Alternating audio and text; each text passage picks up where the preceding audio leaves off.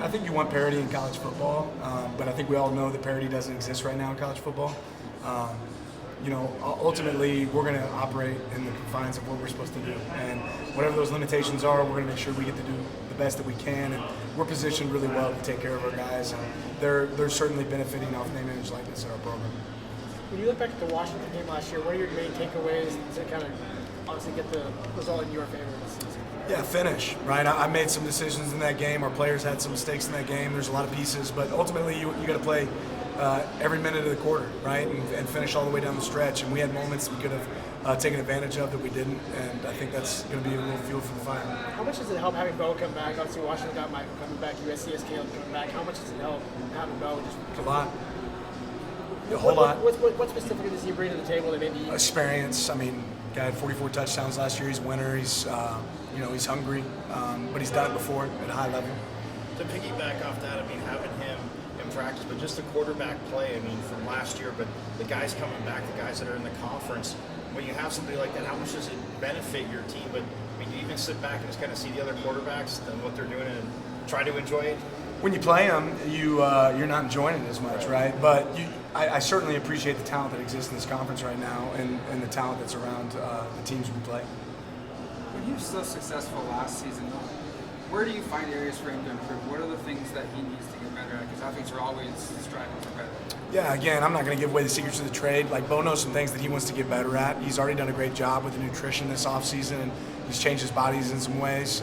He's found some ways to create prehab and rehab routines that I think really fit him, which is a big benefit. But Bo knows what he has to get better at. That mainly pre-snap or post-snap? The areas that he needs to get better at? All. Coach, I know Autzen Stadium, one of the best home field advantages in college football. USC coming there, I know it's one game at a time, coach's cliche, but SC's going to Autzen their last time in the Pac-12. What the hell's that atmosphere going to be like?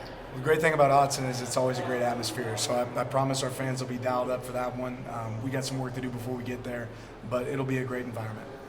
Same thing with Colorado. I don't have a few games before them, but has it been interesting just from an outside point of view, seeing kind of how they elevated a lot of hype around their program in the last 6 months or so? Yeah, they've certainly created some excitement, which I think is great for the conference and great for college football.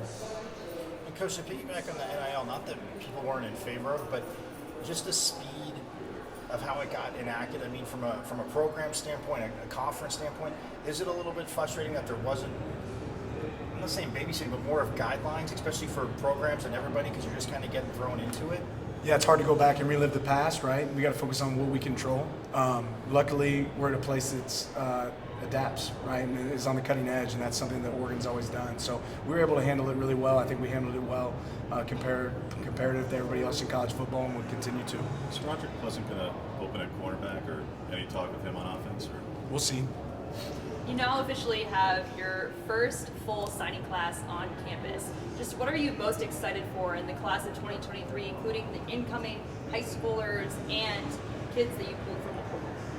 Yeah, I'm just, that group, when you sign talent, you want to see what they develop into, and you hope that you can trust your evaluation. But more than that, I think we got great kids on campus.